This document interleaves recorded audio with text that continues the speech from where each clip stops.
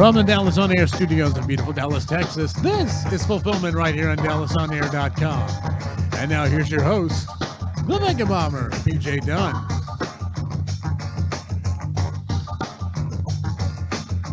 All right, welcome, and welcome again. You are now checking out The Fulfillment Show. This is Season 3, Episode 18. And today we're going to do some interesting stuff again. We're going to talk about another topic that people can debate for hours and hours and hours, which is we're going to talk about fight scenes. Yeah. Best fight scenes. Amen. Yeah. There we go. So today with me, I have that big, strong voice from behind the camera. That is Kazak with me today. Greetings and salutations, campers. Welcome to DallasOnAir.com. That's right. And so we're going to get into this. And so as we do, if you haven't followed us yet on Facebook, please feel free to do so under Vega Bomber. And on Monday, this will premiere on YouTube. So if you're wanting to pay attention on YouTube, if that's your, I guess, streaming service of choice, then you can follow us there if you're new to it. So what do we do here at Fulfillment? We talk about movies. We talk about scripts. We talk about actors. We talk about movies from different angles. We're the type of people that after we see a movie, we don't just go, hey, let's just go grab a burger and fries. We usually are going to say, hey, man, did you like that scene when? And then we start diving into it. So if you like that type of thing, then the Fulfillment Show is definitely the show for you. Yeah. So to get started, what we usually do with our first segment is we jumped into Just Seen It. And these would be the movies or films that we've recently seen. And so, Kazak, we'll just start with you this morning. What have you seen lately, brother? All right. Well, we'll go into something that I've seen. I gotta dive into this because it just made me happy to know that it exists. Oh, It just made me happy to know that it was out there, and finally it hits yesterday, and that was, and I got to get this title right, Elvira's 40th anniversary, very scary, very special, especially for you. So the excessively long title is a celebration of all things Elvira. So to explain, okay. Cassandra Peterson, who has been doing this character on screen for 40 years. Wow. 40 years. She's 72. Wow. And she doesn't look any different than she did when she started doing this character 40 years ago. That's amazing. The fact is that she is ultimately and unironically the very definition of cult of personality. Yeah. She's a character. She developed this character through improv groups like the Groundlings. I mean, when she got started, she was working with people like Edie McClurg, who you know is the secretary from Ferris Bueller's Day Off. She's working with Pee Wee Herman, Paul Rubens. Has a very unique voice. Yeah, she's working with all these people who are growing themselves, in L.A. and Chicago and things like that. And she gets, she takes on this job as the horror movie hostess. She's diving off of folks like Vampira and things like that, and kind of like the Svengoolie and things like that. And what she's done is that she's taken a character and built it into a merchandising empire, all by doing what she does, which is, cracking terrible jokes, being completely self-deprecating, just being an ultimate icon of bad taste, in the frame of John Waters, in the frame of people like Trey Parker and Matt Stone, things like that, remaining relevant and still retaining not only her merchandising rights, which there's been pinball machines and a couple of movies and lots of commercials and even rides at Six Flags and things like that. All of this, shows in Knott's Berry Farm and things like that, while retaining her integrity, because she's never changed, she's never compromised, and she's not only now she's got her new book out, which the big news is, of course, not only was she an icon for the gay community, but now she's revealed herself to be part of the gay community, revealing herself to be in a partnership for the last 19 years with the woman who is not only her assistant, but just someone who just chimed with her. Basically, she's really. It's a shame that she couldn't own herself fully, but by the same token, she's never had to compromise who she was. Yeah. And so getting to see her do what she does, which is hosting a movie marathon of terrible movies, including her own. Elvira Mrs. Dark is not a great film, but it's funny and it's unapologetically in bad taste, and it's filled with terrible jokes and things like that, and terrible acting, but it's all intentional and it's all just too much fun. And of course, like I said, she's chiming in on last night. We were watching House of Haunted Hills, Vincent Price, and City of the Dead, and Messiah of Evil. Just all these terrible films, Yeah. and imbuing it with the joy that comes with enjoying horror. That's the thing, is that she's never shied away from having her love of these terrible films, which need to be celebrated. Well. Whereas with Jill Bob Briggs, you're getting a whole bunch of information and trivia and things like that. What you're getting with her is just skits and jokes and just relentlessly pummeling the terribleness and the wonderfulness that is these terrible films. That if you're gonna go just watch a movie, enjoy a movie, enjoy it for what it is. It's a terrible film. Enjoy a terrible film. Honestly, she's just basically seeing an icon like her do what she does after 40 years and still be as sharp as she is, as funny as she is, and just as integral to the horror community as she is. It's really just good to see her doing. I mean, she's even tried to replace herself and she can't. Wow. That's literally how strong her character is. That's literally how strong her personality is. And to see her doing this in this quote unquote prison cell of a dress, which it is, it's still fantastic and fun to watch. It doesn't get any better than what she does. Granted, there's probably been some Botox and there's probably been a plastic surgery or two. For sure. By For the same sure. token, at 72, the woman is taking care of herself, but she's taking care of her empire a whole lot more. Wow. So, like I said, she's someone to admire, and this one is going to be fun to go back and watch. And hopefully, like I said, this develops enough to where we get her back on Shudder, to where we get her back doing regular commentary and regular hosting duties and things like that. Getting her back to where she should be doing what she's doing all along, which is making fun of these terrible films. Yeah, yeah. Well, like everyone else, I've heard of Elvira, but I never knew very much about her. I always thought she was very interesting, and you could just see that there was some sort of magnetism that she normally has. Like when she's in character, it's hard to separate who she is in the character. I mean, because she's so smooth about who she is and how she does it, and she's very consistent. Every time I've ever seen her, it was almost like she could just turn the camera on and she's Elvira. Yeah. She's not, was it Miss Peterson? Yeah, Cassandra Peterson. Cassandra Peterson, that's right. Yeah. Yeah. So with today's topic being about fights and everything, I wonder who would win between Elvira and Lily Munster. But that's something else we could talk about another time. Oh no, Elvira's going to kick her ass. It's going to happen. Now, if you want a real fight, we definitely get into Lily Munster versus Mrs. Adams, and let's do that one. Okay. And that's a fight I want to see. Carolyn Jones versus Yvonne DeCarlo. I like it. Well, the thing I've seen a couple of movies here, but I'll just start with the main one that I guess was getting a little bit of pub.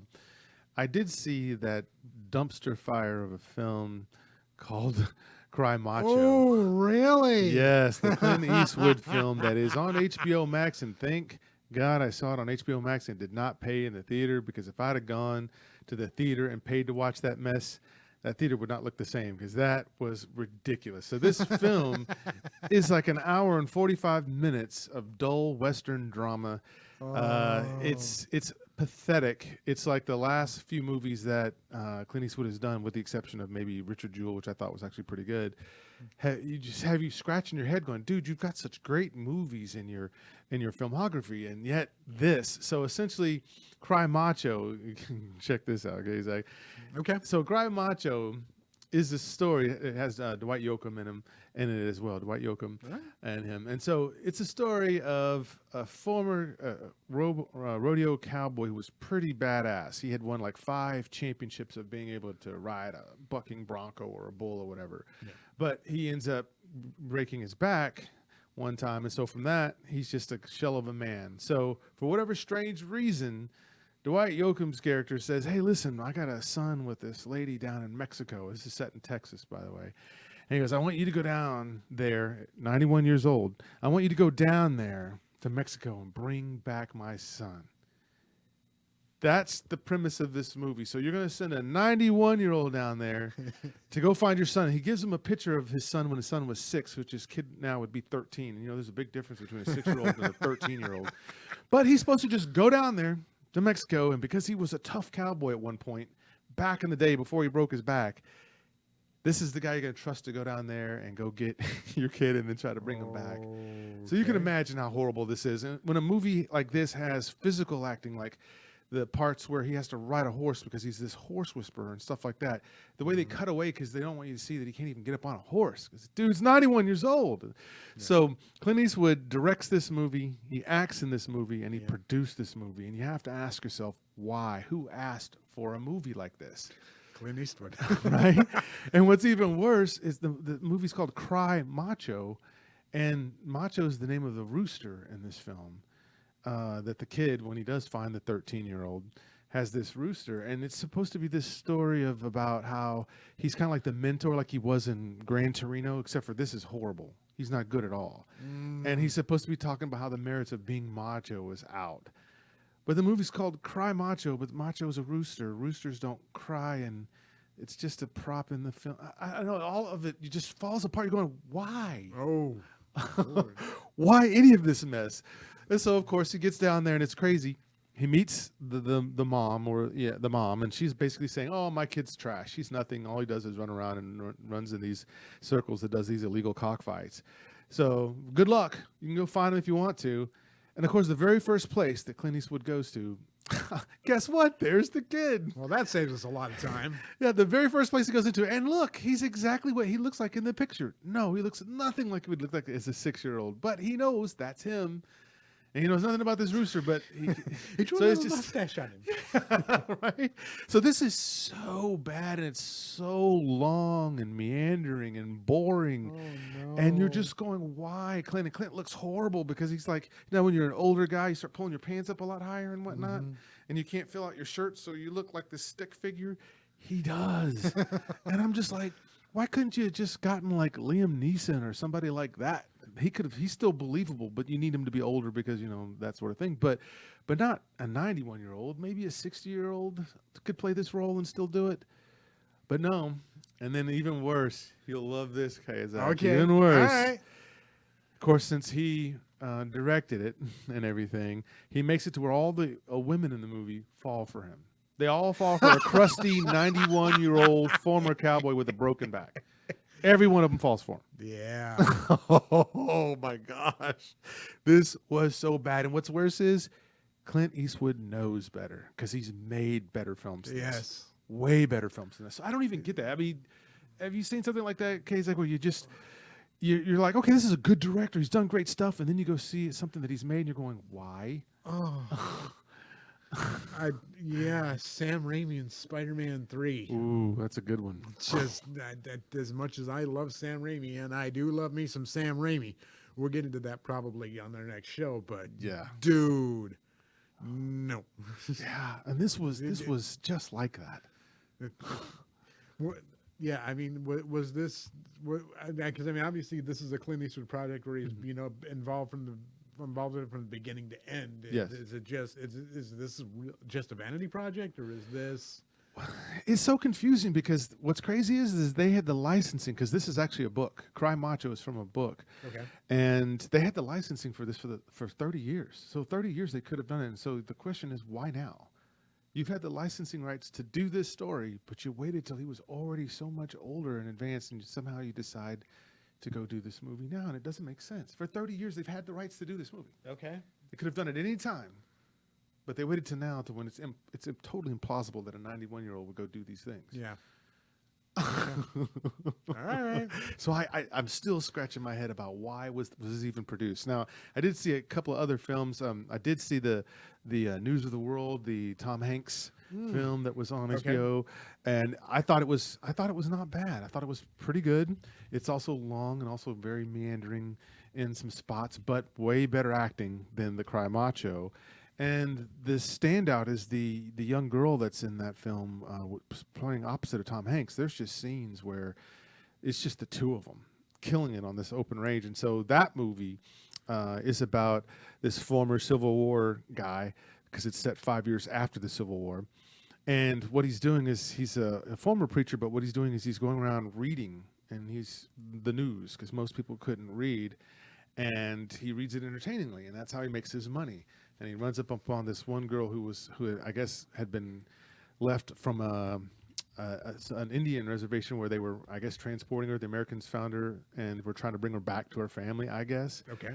But then the guy that drives the wagon gets killed because he's black, and he gets lynched because he's in the wrong part of town, I guess. So he's stuck with this girl trying to figure out how to get this girl back, which is interesting because Cry Macho was go down and get my son and bring him back to me. And then this movie, right after watching that one, is, oh, here's a girl that you found that you need to find out where to take her to, where her family's from. Yeah. And so the actress there she's phenomenal. She's really good. And so she's a 7-year-old or 8-year-old, but she had such presence and such chops, and working opposite of Tom Hanks would make you kind of nervous maybe, but no, those two together was perfect. So it was a good film. It does get lost in some places. It gets a little boring in some places. But if you stick in, News of the World is actually not that bad. It's actually pretty good. Okay. So All just right. something. Okay. Just something. All right. Well, and then I guess I'll go ahead and throw in one more here today. Please. This movie was one of my holy grails to find on DVD because I looked for this for a couple of years because I just wanted to see it again. Okay. It is it's a strange film, but it's a film that I Not a surprise. It's a film that I dug. It's one of those films that was on cable all the time when I was a kid, and I absolutely dug it then, and I still dig it now. Enemy Mine? No. It's a film called Dudes. It's directed by Penelope Spheris. Okay. I'm gonna say this headline, and you're gonna think it's a Mad Lib, and I swear to you, it's an absolute truth. It is a punk rock western starring John Cryer. John Cryer and the lead singer from Fear Leaving. Basically, it's these 3 punk kids on their way from New York to California to go find fame and fortune, and they wind up getting jumped in the middle of an Arizona desert by a gang of thugs, and of course John Cryer and his partner seek revenge, and of course they consider them. And they basically take on every kind of Western trope in here and basically transform these late 80s punks into Western heroes. Completely implausible, dream sequences and ghost stories and, the improbable love interest in Catherine Mary Stewart, who from Last Starfighter and Night of the Comet. And of course, directed by Penelope Spheris. This is kind of one of her experimental films before she gets really big and, doing like Wayne's World and things like that. But I mean, she's pulling people from her experience on The Decline of Western Civilization, Part 1 and really Part 2. And it's got this great soundtrack, and of course these wonderful images of the Arizona desert, and of course just the soundtrack for me is what does it, because it's all heavy metal and punk and things like that, and it's you get Flea in a really kind of terrific acting role from the Red Hot Chili Peppers. Just everything about it shouldn't work, but everything about it kind of does, because it's just a fun out there film. Okay. So. Yeah. So punk rock kids and a Western. Why not? Why not? Yeah. Starring Ducky from Pretty in Pink. Oh, no. I just want to clarify that. I know it sounds like a Mad Lib, but it's just one of those films that I really dug when I was a kid, and I finally found it on DVD on Shout Select, and it's just like, okay, I got to go for this one. So, wow. Yeah. Wow. Not bad. Not too bad. Yeah. Well, boys and girls, we're going to jump into the main dish today. We're going to jump right into our topic, and our main topic today, my wiki, is we're going to talk about the best fight scenes in movies. Now, don't start a fight, because we're going to talk about fight scenes, because again, literally there's so many films that have done this well. But what we're trying to do is just take the top 3 of ours, and then of course there's different reasons for that and why we were picking these. But before we do that, let's talk a little bit about fight scenes themselves. So in your mind, K-Zach, what makes for a good fight scene anyway?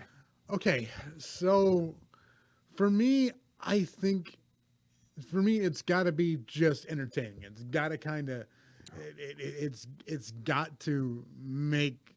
I don't know if it's necessarily makes sense, but it's got to be germane to the plot. Yes. For it to strike me in the right way, it's got to be, to my eyes, very visually stimulating. Yeah. Because, like I said, because I mean, you and I have watched so many violent movies, so many Yes. fight scenes that for it to jump out at you, Yeah. it's really got to be something special on screen. Because when you get to a point where I think we're kind of, I hate to say desensitized to it, Yeah. we're desensitized to violence. We really kind of understand, okay, if you're going to grab my attention with a fight scene, it needs to be impactful. Yes. And like I said, we grew up in an era of movies in the 80s where fight scenes were the norm.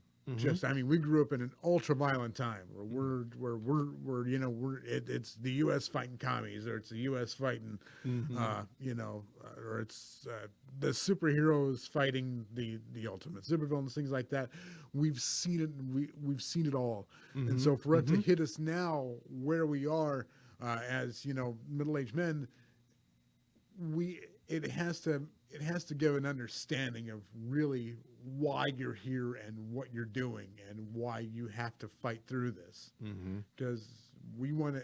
It doesn't necessarily need to be the fast and dirty fight scene. Has to be something that kind of takes its time, and it really kind of has to be. That's something I've never seen before.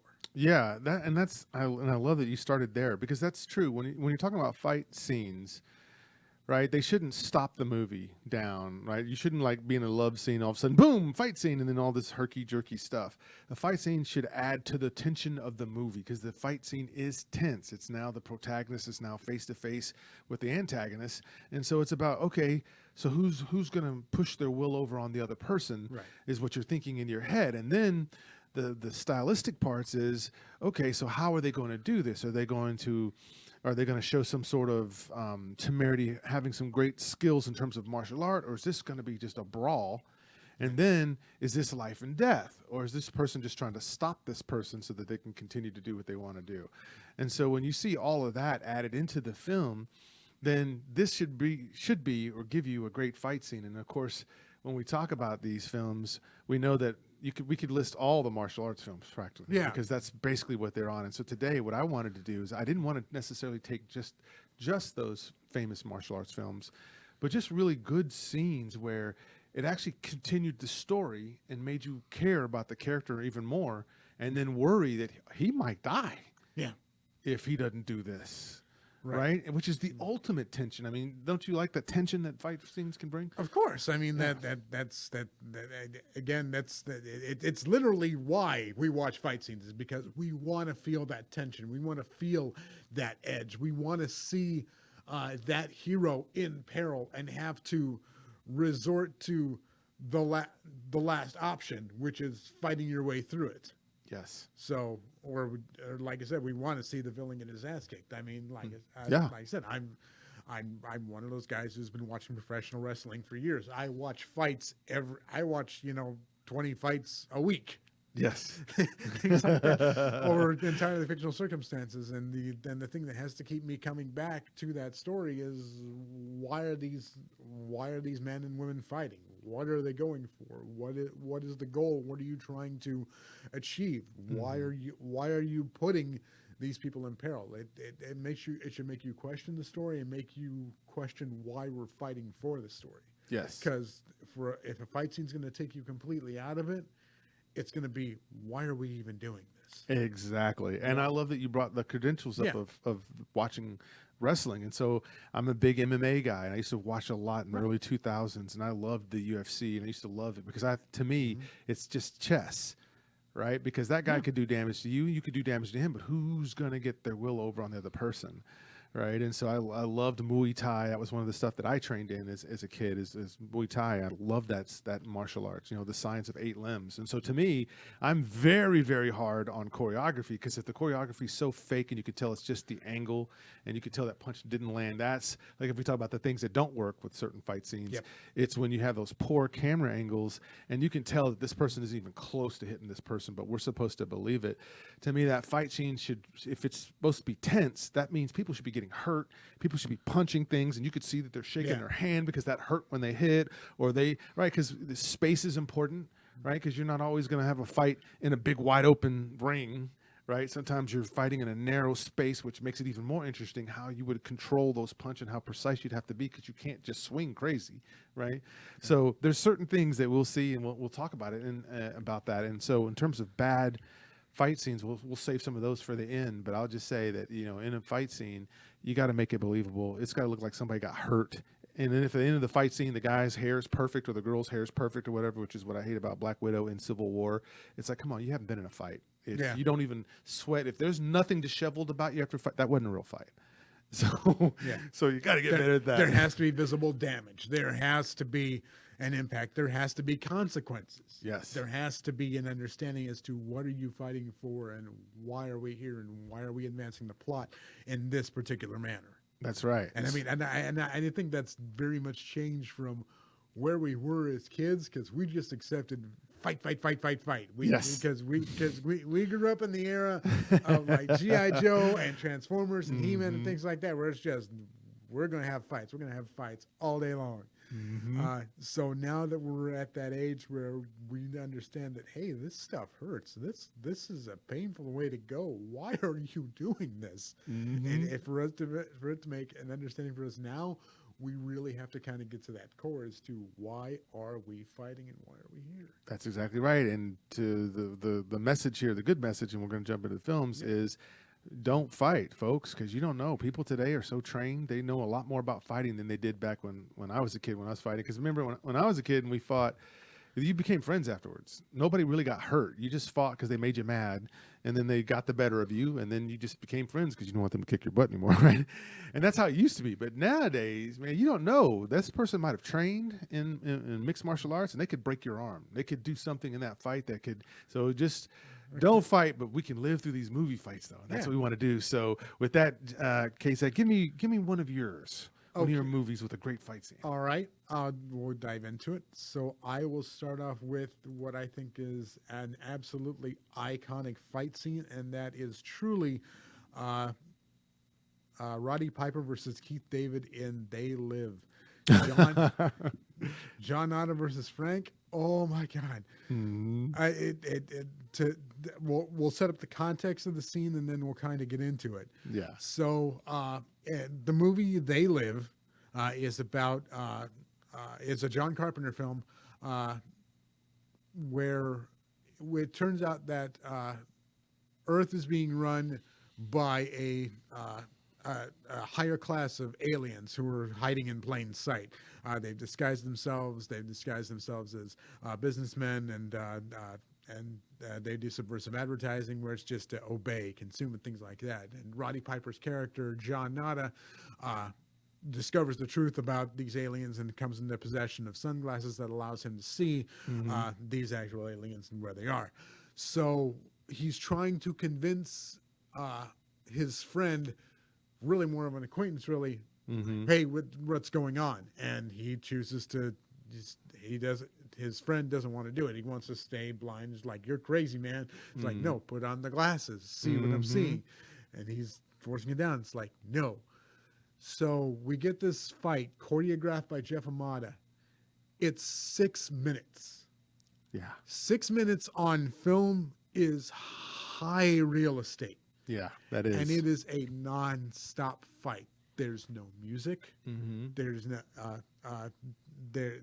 there's nothing pretty about this. These guys just start off throwing haymakers like, I don't want to do this to you, but I'm going to do it because I'm going to prove my point. And it just goes and goes and goes. And you have Roddy Piper, who is quite frankly one of the greatest wrestlers of all time, hands down. There's a link. You see the link? Versus Keith David, who was an actor with boxing experience, not a lot of starring experience. But like I said, his first gig was in John Carpenter's The Thing.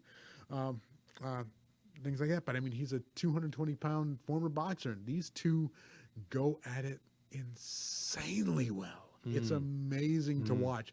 And like I said, it's a brutal fight. It is guys punching, kicking each other in the groin, trying to hurt each other, but trying to shut the other guy down. Because, like I said, these guys don't really want to fight, but they're really going to have this knockdown, drag-out fight, and it's amazing to watch for 6 whole minutes. Yeah. Because I mean, they're throwing in wrestling techniques, they're throwing in just wild punches, and it's and you know, like I said, it's Roddy Piper saying, "Look, just hit me, man. It's going to happen."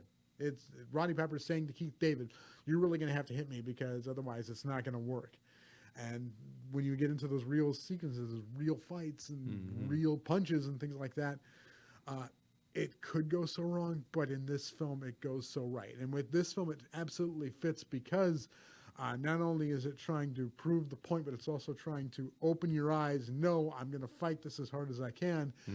And what you get is, you know, an ultimate American scene in an American movie, and the fact that we've got to have a knockdown, drag out fight. And the reason why John Carpenter throws it in is because I want to have a fight scene. And it's an ultimate fight scene. He does it so well. Shot over 3 days. It's just fantastic. I can't speak highly enough of that shot. That's right. And that's from like 1988. Yes. So you're talking about without all the crazy CGI stuff, this is just really just visceral, just as it is.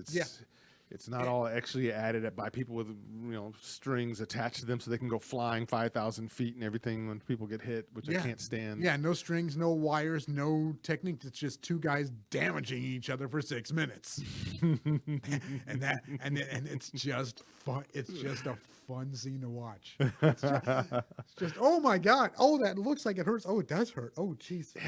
Yeah. It's just brutal to watch again, man. Just plain old fisticuffs. I like it. Well, one of the ones I picked was from a 2014 movie that I actually love and I own it, and it's called The Equalizer. So this film was directed by Antoine Fuqua, who you remember did Olympus Falling, and this guy knows how to shoot and film and capture fights. And so The Equalizer, the story here is this is a former Black Ops commando played by Denzel Washington, by the way, who faked his own death so he could live a quiet life in Boston, because he was just didn't want to be in that life anymore. He didn't want violence. And so he's a guy that reads books and writes poetry and stuff like that, and works at what is basically a Home Depot, just trying to live a completely different life. But Chloe Grace Moretz is this young girl that gets manhandled and roughed up by the Russian mob, and they put her into prostitution. And really what she wants to do is be a singer, and she's trying to work on her voice. And so he happens to just meet her just in a diner where he makes friends with her. Denzel Washington's character, which his name was Robert McCall. So they're just meeting and talking to each other, and you can see he cares for her because she's trying. But unfortunately, to make the bills meet, she's the prostitute. And so he happens to see from this diner that they sit in, them come up, and he happens to see, looking out the window, them manhandle her. And so then he decides, okay, I'm going to come out of hiding then and come out of my quiet life because this is the right thing to do. This girl has no chance against this mob. And that mob was brutal. And so when you watch this, it's stylized very well. So it's taken from that British TV series called Equalizer.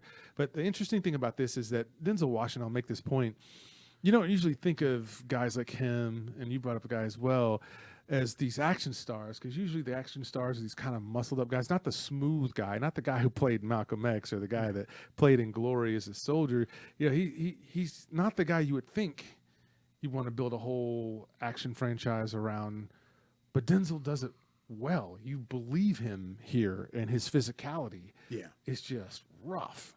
So, that's fight scene. The reason why that fight scene is great is because he walks into the room.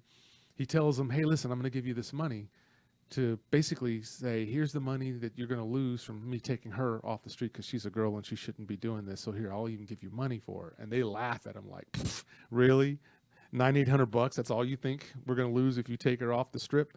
And so that doesn't go too well, but you love the idea that he looks at everything in the room. He looks at the bad guys, what kind of weapons they have, and he also looks at what's laying around that he could use as a weapon, right? And then when they just disrespect him, then he just starts counting down. I got 30 seconds to do this. And then, boom, 30 seconds of mayhem. He just goes off, perfect kill shots, defends himself perfectly, and leaves him there. And then he talks his ish to the guy, the Russian mob. He's like, told you should have went for the money. I tried to tell you. He goes, but now you got about 30 seconds before you black out. You know, the shock is going to take over and a bunch of other things. And then he counts down 27, 28, and then the screen just shows you it going blurry. I was like, wow. Yeah. And I mean, and I mean, Denzel was an interesting choice for this one because I mean, Yes. when you watch that scene, he's doing it with just this absolute drop dead stone face. Mm-hmm. He knows exactly what he's doing. And again, when I was watching the film, it recalled to me that scene out of the first Sherlock Holmes movie that was directed by Guy Ritchie. Yeah. Robert Downey Jr. breaking down how he's going to win this fight, doing it in slow motion, going through, okay, I know every motion I'm going to take to basically get to this point. And so you don't get the predictability, but you get to see, okay, I get that bad things are about to happen, and I get that this is a very, very cold and calculating man who's going to carry out a really, really bad thing. Mm-hmm. And that's and seeing Denzel Washington just do it so calmly, so coolly, things like that. Like I said, it's not something you'd expect out of this particular actor, but seeing him do this in this role, it's impressive. It's just impressive to see. Yeah, no, it's great. And what's great too is like there's a line after this where he goes back to work the next day after he just destroyed the Russian mob. His hand, because he did, I love this, he suffered an injury in the middle of that fight. They don't make it like, oh, he just walked in, kicked everybody's butt and walked out. So he's at work the next day and he's got his hand wrapped.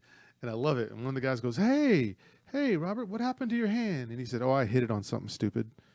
Again, that one-liner. That one-liner. You need that iconic one-liner. Yes, and that's the thing too. Like that can hurt a good fight movie if afterwards the talking is cheesy. Like if you just show an awesome fight scene and then later on he's like, "You're the disease and I'm the cure." I mean, that would be so like maddening. But here, his lines are perfect, and you're like, "Yeah, that's something he would say."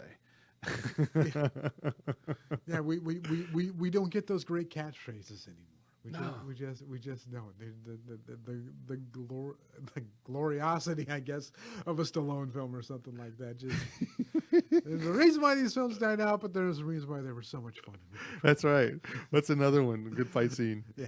All right. So the next one that I'm going to go ahead and choose, I'm going to choose. This is a Korean film. It's from a film called Old Boy, directed by Park Chan-wook as part of a revenge trilogy. So, Okay. So again, the context of the scene is that you have a man who's been trapped in isolation for years, trained to be a killing machine, finally gets out and tries to discover the truth about himself. What you're getting in this scene is the character Oh Dae-soo, I think is how do you pronounce it? He is about to go through a corridor of mobsters. There's probably about 15 guys that he's going to have to fight through. And the thing that I really enjoyed about this film about this scene is that there are no quick cuts. There are no cuts. It is a 3-minute fight scene in a hallway, one guy with a hammer taking on 15 other guys, and he's getting damage done to him the whole time. They kick the tar out of him. He gets back up. He keeps going, and there's no kills. He basically just fights these guys all the way down to the ground, to the point where they're throwing 2x4s at him, and he's just trying to swat them away.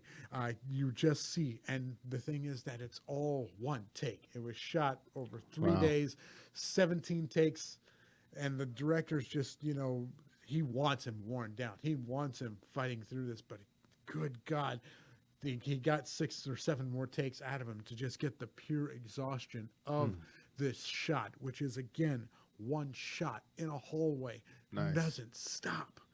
And it's relentless and it's brutal, and you see the damage and fatigue. And when it comes to the end, he fights all the way through the corridor, and then you hear this elevator ding, and then 4 or 5 more guys step off, and all you see is just this little trickle of blood trickling down his chin, the sick smile come across his face, and then finally you get a cutaway. And the next cutaway is the elevator opening, 4 or 5 guys falling out. You didn't need to see it again. You didn't need to see more fighting in an elevator. You just know this guy's already a badass. I don't need to see any more of it. This is fascinating. We don't need to have the reasoning behind why he's done what he's done. The film in and of itself is a brutal film. Old Boy is a really tragic and brutal film, and we got a remake of it from Spike Lee a few years later.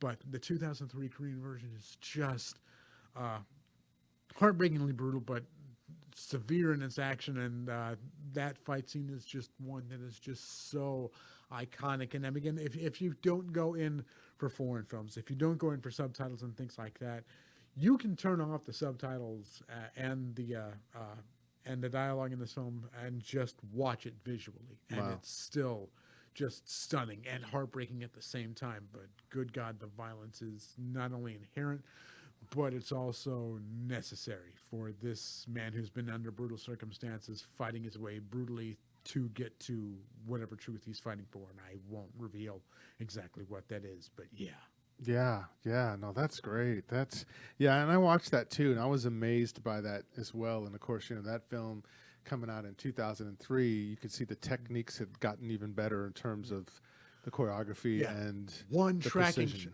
one tracking shot like it was a side shooter from an NES game. Yes, Just yes. No, I thought that was good because you did show that to me.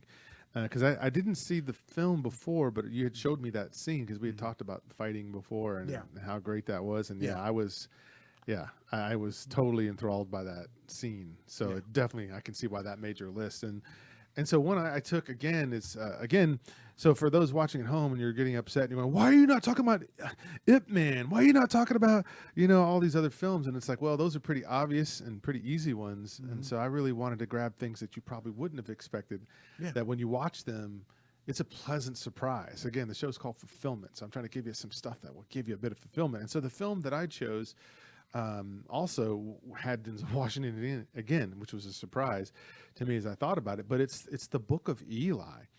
So the Book of Eli, the basic story is that this is 30 years after war had turned the world into a wasteland, right? So it's almost like Mad Max. It actually is like Mad Max in that sense. And so there's this lone warrior named Eli, played by Denzel Washington, who's marching across the ruined landscape carrying some hope in a backpack. And he's just trying to get to this other side and somewhere in California. And so Gary Oldman is in this film, and so is Mila Kunis. But Gary Oldman is a guy who understands what he has in the backpack, and I'm doing spoiler-free here. And he sends out a bunch of thugs to try to go retrieve it because he knew if he could have this thing that he has in the backpack, then then he could be even more powerful. So there's several great fight scenes, but the one in this one that I got first was, and the reason why I chose it was the style of this one, because it wasn't shot up close and it wasn't shot even in color. It was shot back from a low shot looking up, and it's silhouetted, right? And so that's what you see. So you're imagining some of it, but you're still seeing it. And so what I like here is that it isn't very long. Right, some fight scenes don't have to be long just to be great. Sometimes it's the swiftness in how somebody can take someone apart that makes you admire their skill, their martial arts ability, right? And so here's this guy. He gets, Eli gets jumped by 7 guys. One guy's a chainsaw, and the rest of them have all these types of pipes and kind of just rusted out equipment that if it cut you, even if he didn't kill you, it would give you something because it's just post-apocalyptic, right? And so here he is, and he just backs into the darkness because he's out in the light, but he backs into the darkness, and then the camera just backs up, and then we get to see these great shots. And he doesn't kill everyone in the first strike, which is interesting because I love that too when you just don't. Right. And so the guy with the chainsaw really gives him, and he's trying to stay out of the way of that loud chainsaw. And that guy gives him a bit. Such an efficient weapon. Yeah, such a visual piece on that. And so then to see him finally just take them out. And then the guy who started it. See, here's the other part about fight scenes I love. I like the physical confrontation, but I also like the words that people say when the fight gets started, because there's some good smack talk, and I love that. And so at the beginning of this fight, this guy is approaching Eli, and he's just telling him, "What you got in that backpack? Hand it over." And Denzel just tells him, "Take your hand." He goes, "If you put that hand on me again, you won't get it back." And the guy starts laughing, like, "You believe this guy? Y'all believe this guy?" And they all the ogres kind of like, "Ah." And then he reaches again, and he all of a sudden cuts this dude's hand off, and he's like, "You cut my hand off!" And he's screaming and yelling, and he says something that they can't hear, and he goes, "Huh?" The henchman, "What?" And I love it. Denzel Washington goes, "He's in shock. What he said was, kill him." So he tells them, "Yeah, go ahead, come on in." And then they decide to go in on him, and he just obliterates him. But at the end, what's great is Denzel Washington's character here, Eli, doesn't hate these guys. He's just on a mission. So when the guy with the hand is about to bleed out, he's just sitting there with his hand off. He just goes up to him, and he just goes ahead and ends his suffering, right? So it was very like, you see this kindness. Even though he's a bad man and he could take your hand off of your head or whatever, he still was saying, "Oh, I'm not going to let this guy just bleed out and die a slow death. I'm just going to end it for him." Yeah. And then he continues on his mission and keeps going, the lone warrior. And I don't know about you, but I love that kind of stuff when the guy is not trying to be picked on. He's not trying to start the fight. He's not being aggressive. But once you poke the bear too much. Yeah. I watching this one, you really got to admire the technique. Like I said, that I think it's probably late. It probably goes back to Japanese theater and shadow play and things like that. Like I said, I'm no authority on it or anything like that.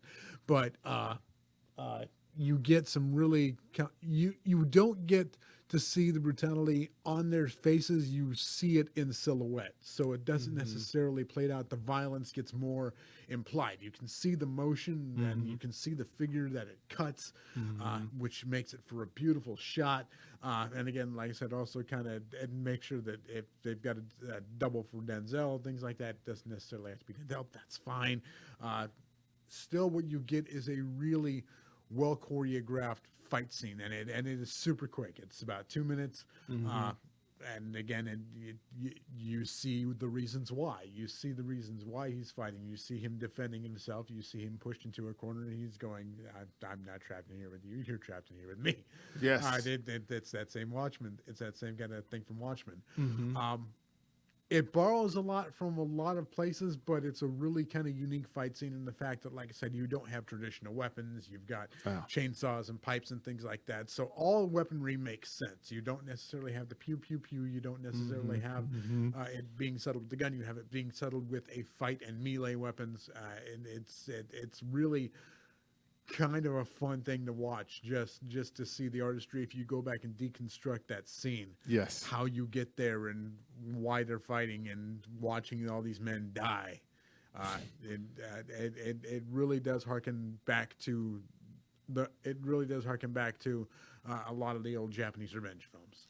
Yeah, it does. And what I also would say to that scene as well is the sound is super important. Yes. The sound is super important. So each weapon has its own sound whenever it's swung, and I love that. So when you hear the sound, you can tell. So since it's silhouetted, right, you're filling in some of it, but you're seeing all of it still put wonderfully in front of you. What helps you get the impact of it is the sound of the different weapons. So when you hear the pipe being swung, you hear that whoosh. Yeah. Right. And then when you hear it land and hits him in the leg, you just go, you could just feel it because the sound is selling it. And then that chainsaw, the way it's buzzing and it's revving up and he's revving it and revving it and revving it. And you hear that. And then just how clean his sword is. You can tell how much he sharpens it because you hear this nice right. Right. Foley is a big thing when it comes to a good fight scene, because you want especially when you have weapons that you're fighting with. It's not necessarily the thought of flesh pounding against flesh. It's that sound of steel breaking bone. It's that sound. It's that slice of the sword. It's that swing of it. Just sound is just so important in these things, and when it's done well, like in this scene or like in Kill Bill and things like that, is really important. And again, thinking of the stuff that it borrows from, it just brought back Lady Snowblood, which of course in and of itself is the film that Tarantino based a lot of his fight scenes on in Kill Bill. It's really wonderful to see that these techniques have not gone by the wayside. That Yes. while there may not be anything new under the sun, it's still a new way to look at it, and we can get there with really good fight choreographers, and we can get there with really good directors. We can get there with technology, things like that. Yeah, to get no, to, it's- but to get into what and its very basic purpose, a very basic fight. Yeah, no, it's very good. And one last sound bit that I also like too is the sound of the blood.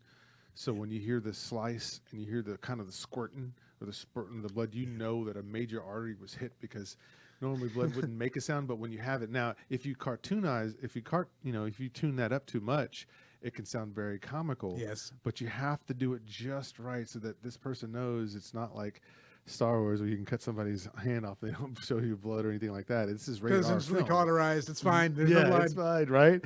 And then also, I love the idea that when you have the fight, you have three pieces of the fight scene as far as I'm concerned, right?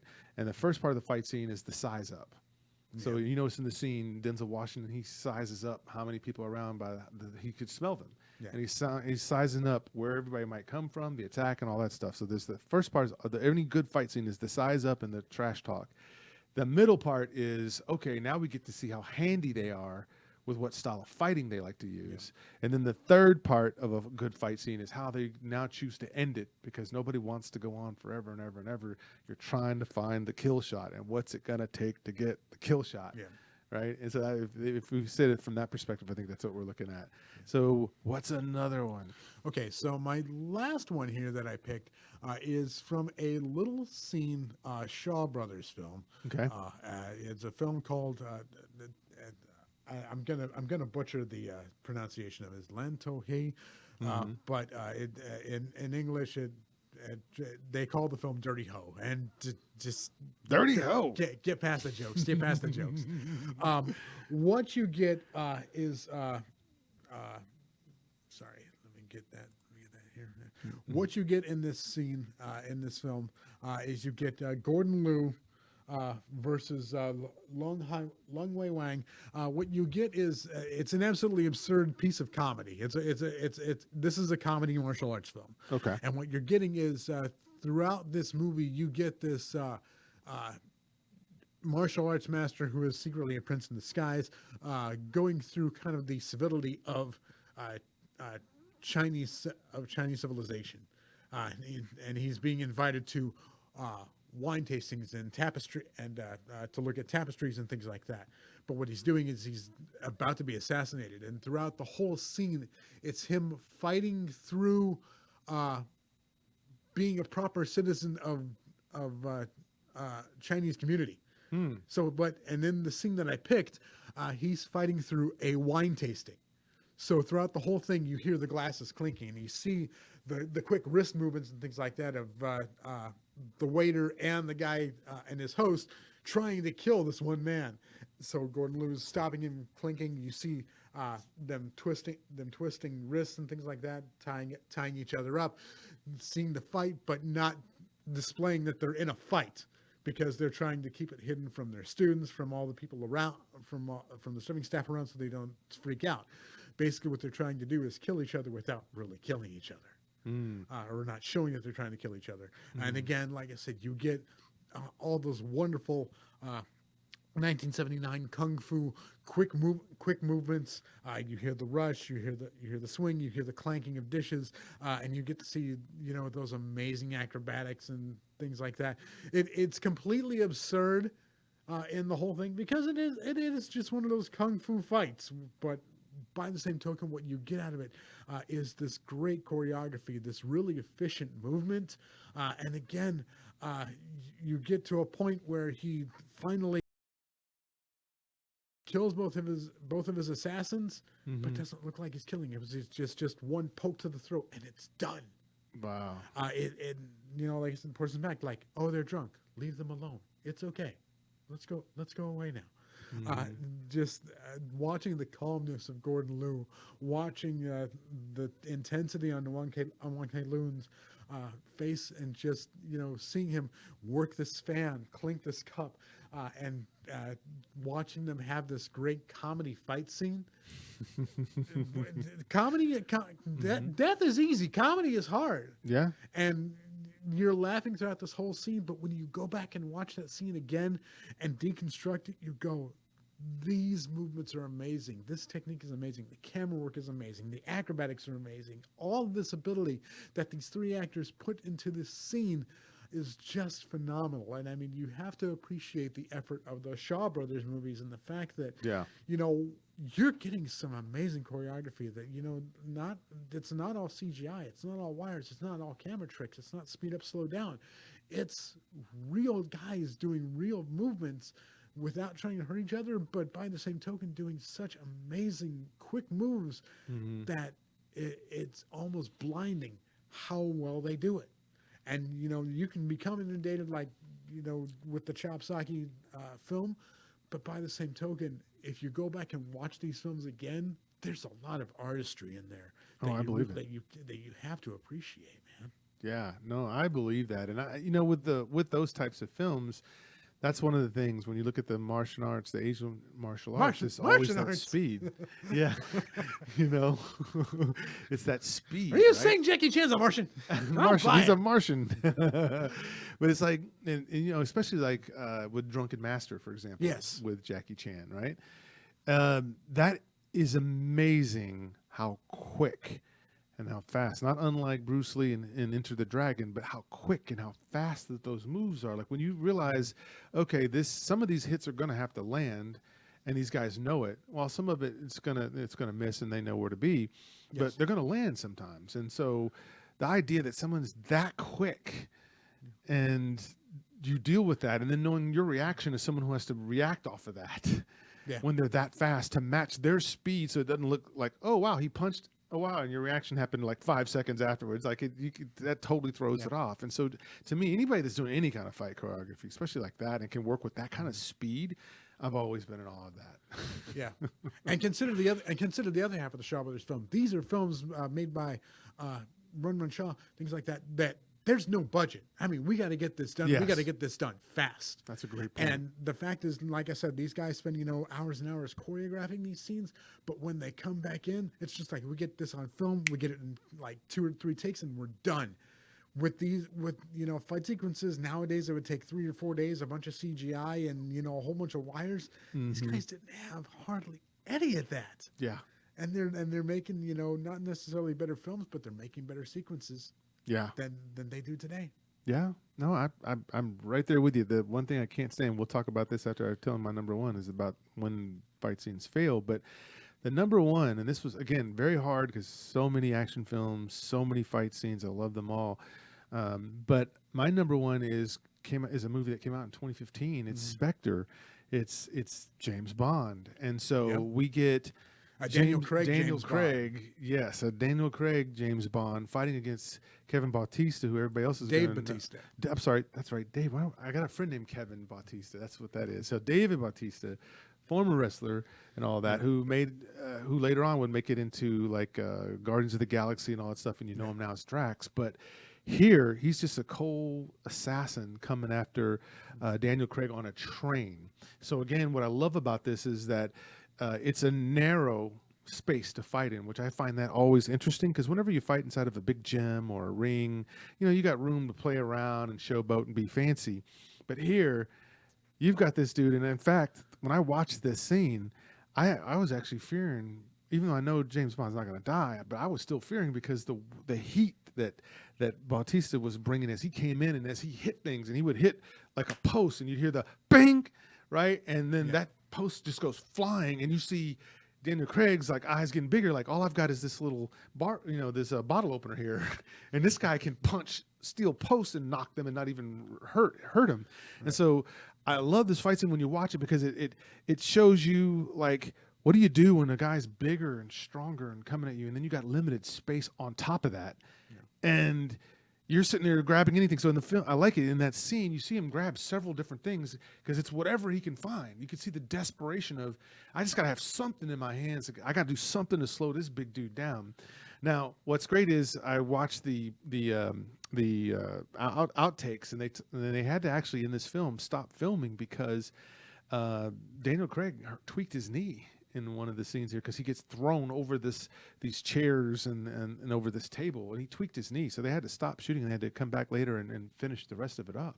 Yeah. But I love it when there's some physical pain that happens because you can't fake that physical pain, and they kept that part in right before they cut it where he actually started grabbing his knee. But when he showed the wincing from hurting his knee on that scene, they kept that part of it in. Then they cut it, and then later on they were able to bring back and do some more of it. So that fight scene is incredible to me because you've got the idea that there's a train, it's moving, the door's open, can somebody get thrown out? Okay, maybe someone's head could be put through the glass. Oh, there's swinging things that have to move because it's a small space, and you got this big dude that's just coming and coming and coming at you. And that's the thing is that what you're talking about, that feeling of danger and things like that. The thing is that we know James Bond is going to win, but he never looks like he should win. Yes. And that's the thing is that you've got a big intimidating guy in Dave Bautista.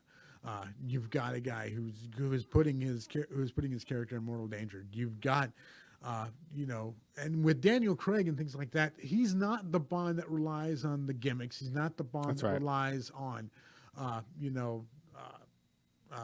quick thinking. He relies on a lot of danger, and he relies on what's around him. Yes. The one thing that, has made Bond so iconic is that he's just resourceful.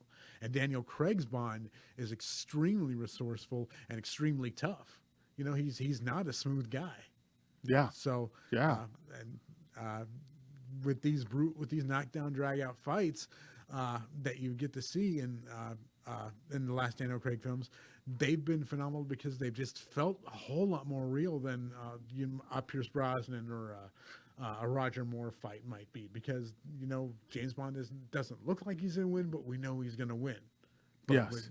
But with Daniel Craig's Bond, you never really feel like he can win. No, but he does. Yeah, you don't. And as you watch it, because the fight was just the right length, it wasn't too quick and short, and it wasn't too overblown. It just puts you to a situation where you're going, okay, he's going to have to stop him somehow. How is he going to do that when he's at every disadvantage that you could possibly think of? Which, people can say, well, that's every James Bond film. Yeah. And it's like, sure, but that's the interesting thing about it. The fact that they find newer ways to still keep you worried about what's going to happen here. Like the fact that he's just one of many Bond villains. Not all of them are great, but a lot of them are. Yeah. And you're just worried. Like Javier Bardem was great too. Yeah. Right? More psychologically, but still he was terrifying. But here, Bautista sells it. Now here's a guy, again, WWE wrestler, he's getting into acting, and yeah, sure, they do some acting when they do the WWE, but here, this is flying fast. You have to have the right angle. You have to know where you're swinging. You have to know everything you're doing because you're fighting in such this tight little box. Yeah. And for him, one of the first films for him, he doesn't strike me as someone who's like, oh yeah, he looks like he's just getting through the scene. I'm actually terrified of him. Yeah. Well, the thing that makes a great fight scene is that you have to have guys who are really good dance partners.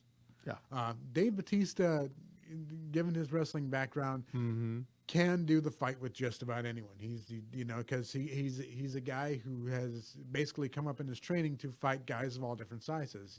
He's fought guys as big as 7 foot 500 pounds. He's also fought guys as small as 190 pounds. Things like that. Dave Bautista is adaptable, and when you have him against Daniel Craig, who is and a hold a hand at this by this point. You really get a good dance out of these two guys. And you get, the violence of Dave Bautista, you get the coolness of James Bond, and you get them going at it in a narrow space that has, limited movement that's going to basically that's going to guide where the fight goes. Mm-hmm. And it just makes it interesting to see these two guys who were such good dance partners on screen have this interaction that's just painful and brutal. Yeah, and once again, kudos to the director, Sam Mendes, Yeah. right? Because he did 1917. I thought that was just the most spectacular movie. Yep. Even though Parasite, I think, won that year with the Oscars, but 1917 was incredible. And again, that long shot, like he's able to take that shot and extend it. And so Sam Mendes, again, does a great job with these types of things. And I love the fact that he said, no, I want everybody to feel how tight these quarters are. So if you notice the camera where it's placed, some of these tracking shots and then some of these just main shots, it's just amazing that the camera didn't get hit. Yeah. Because these guys are swinging and you see it and it feels like it's coming right by your face whenever you see Bautista swing. And so again, I have to give credit to Sam Mendes here because we're going to talk about this here in a second about there's times where they shoot this stuff sometimes and you just go, okay, I'm not buying that. Yeah. I'm not real. But Sam Mendes made me feel like, just like in 1917, I felt like I was in that bunker with those guys. Same thing here. I felt like, man, I might get hit if I might want to sit back. I'm in this train car with these two maniacs. Yeah, and Sam Mendes, love him for doing this sort of thing. And I didn't realize Sam Mendes and I have the same birthday. We both born on August 1st, so that's pretty cool. All right, so let's go ahead and get into, like I said, the opposite of this, the terrible fight scene. Yeah. The garbage. Yeah. For you, what you got? Yeah, well, so there's a lot of them out there. I'll just take two quick ones real fast just to mention them. So for me, if I go back to my Star Wars roots, I really hated in Episode 3 the elongated fight between Ben Kenobi and Anakin. We do understand why this is important and why it's serious and everything, but just this shows you how not to do a dramatic fight scene, because what happens is them fighting over the lava and everything else that's going on. There's just too much CGI in this thing, and I get it. It's science fiction and all this stuff, but still, the idea here is that we want to see the fight. The fight is what's important, not so much all the different things that are around and that can float into the picture that you're asking, why are robots there? Why are these other things there when they're fighting on Mustafar above this? So for me, it just went on way too long to get to the inevitable conclusion of what we thought it was going to be, and it just wasn't as dramatic as it could have been. I think what Ben Kenobi says afterwards was the most dramatic thing. You were supposed to, join us, not join them, and that sort of thing, and everything he's saying. You were my brother, Anakin. That was dramatic.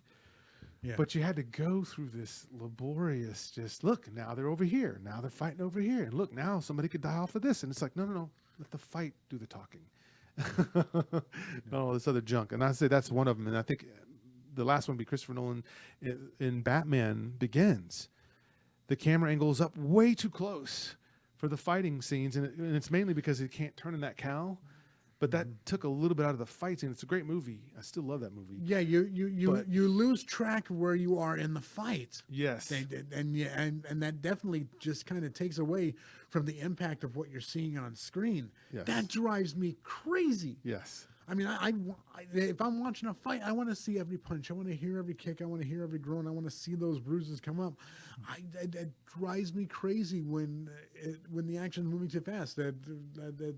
For me, like my first one would be that opening sequence from the first Avengers movie. You have Joss Whedon just tracking this whole thing on a big screen that just none of it makes sense. None of it leaves an impact. None of it works. Yeah. Because it's just okay. You've got a bunch of screaming superheroes going after bad guys. I don't even care at this point, and I'm 2 minutes into the film. Yeah. It takes me out of it. The other one that I'll throw in there is just basically almost the entire length of the third Hobbit movie, Battle of the Five Armies, and the fact that you basically just have 60 pages of book expanded into a 2.5 hour film. At one point, it just looks like it's a terrible video game. Mm-hmm. It just goes on and on, just like, why are you stretching this out? Why are you doing this to me? Why are you just going on and on, going on this budget? You didn't need to have this third film. You could have gotten this done in 2 movies. Why are we here for 2 hours? And it's just exhausting, and it's not exhilarating. It's not fun. Yes. I mean, fight scenes don't necessarily always have to be fun, but they've got to be germane to what you're doing. Yes. And it's just when you have so much violence and you have so much on screen, at one point you just stop caring about Yeah, it cheapens it. It takes you out of the movie. The fight Exactly. scene's supposed to be, it's supposed to be stressful. Like, since I used a bad one in Star Wars, I'll use a good one. Luke Skywalker and Darth Vader in Return of the Jedi. Yeah. That fight meant something. The first time Luke got his butt kicked by his dad, and now he has to fight his dad again, but he doesn't want to. So his dad draws him out by saying, well, if you won't do it, then I'll get your sister to do it. And then he leashes, and then now you get to see how this man that was the machine that destroyed him the first time they fought and cut off his hand, is the reason why he has a mechanical hand. He now lashes out, and you see that the intensity, and I think Hamill did a great job here when he kept lashing at him until he cut Darth Vader's hand off. I mean, you felt the anger of, don't you dare bring my sister into this. I was defending you at first because you're my dad, but then when you said you wanted to bring my sister into this mess, and you felt his angst and his anger, and how he almost crossed over to the dark side there with using that anger there. And so that was a great way to see that when you saw Darth Vader laying there, just not like you've never seen him, beaten. And then Luke looks at his hand, and then he looks at, he just cut his dad's hand off. And just that thought process that goes on. And then he just says, you know what? And he throws down the lightsaber. He says, no, I won't come over. That was an incredible fight scene. And so that one dwarfs Anakin and Ben Kenobi's, right? So you just you see it from there. Or and the other thing that'll take it out of me is when I can tell that the studio had notes. When I watch, I brought it up earlier, but Sam Raimi and Spider-Man 3, we had a terrific fight between the Sandman and Spider-Man. Yeah. That's fine. Yep. But then you've got to tack on all that Venom crap. Yeah. Which was not necessary for any of it other than merchandising and selling toys. Mm-hmm. I mean, I feel bad for Topher Grace and the fact that it's a film that almost killed his career because he was basically a studio note. You can't reduce that Venom character to a studio note. There was another movie in there. You just didn't need this. It's true. It's true. It's the example of Infinity War and Endgame. Infinity War had stakes. Guys died. People died. And you could see why they were trying to get the glove off. That made sense. Then you watch the one in Endgame, and it's like, oh, no, this is just to show the different movies that we're going to spin off with the different characters and Marvel and all the women and all this and all that or whatever. And the Endgame fight was just like, oh, it's just play keep away with the particular deal so that they can't. It's like, that's not a good fight scene either. You did it better in Infinity War. I wish you'd have just stuck with that. That was better. All right, man. We've spent enough time on this. Let's go ahead and give some shout outs and get on out of here, brother. All right, we'll do that. And thank you for hanging in, and tell us in the comments, hey, what were your favorite fight scenes that that did something for you, where you felt worried for the protagonist, or maybe you were hoping the protagonist died. But to the next episodes, we're looking at October 10th, which will be the birthday episode for Kazak over there, and then we're doing Halloween. We're bringing Horror Mike in, so definitely want to tune into both the shows in October. Nice, I love having Horror Mike in. That's right. Shout outs to Horror Mike. That's right, Horror Mike for horror films. It's great. So my shout outs then for all of those who are paying attention and still there for me and still showing up for this. I love it. Brandy and Barry, appreciate you guys. Sean Presley, Lauren Wiedauer, Tristan Fraser, Harry Thomas, Troy Ross, Michael Paul, Daniel Meza, Mad Mel, Scott Laney, and Sandra and Prim. So thank you guys. And I do want to go ahead and shout out all our other shows here on DallasOnAir.com. Do check out our other lineup. Check out Best for Business. Check out the Fan and Wife with Eddie and Colleen Medina. Check out Figments, the Explain Mysteries podcast. And, of course, you can check out the shows that alternate with us on Sundays, hosted by Cole Houston. That is going to be Isle of Toys, which comes up on the third Sunday of every month. And the show that comes up on the first Sunday of the month, which should be our next go-round here with Cole, that is going to be the Rancor Pit, where we talk all things Star Wars. And also coming up at the end of October, you're going to see me and Cole out at AllCon. We're going to be doing 3 days of game shows. So do come check us out when we have that. But show your love here for Dallas on Air, DallasOnAir.com. And of course, shout outs to Jedi Jansen and Catherine for giving us a home here every Sunday right here on DallasOnAir.com. That's it. So once again, we thank you guys for paying attention. And again, next time we get together, October 10th, we have some birthday stuff to handle, and we're going to talk about all things that Kazak loves. So if you've enjoyed his comments and his commentary, you're going to love that show. But until then, we are out. We'll see you. Peace. Sign up.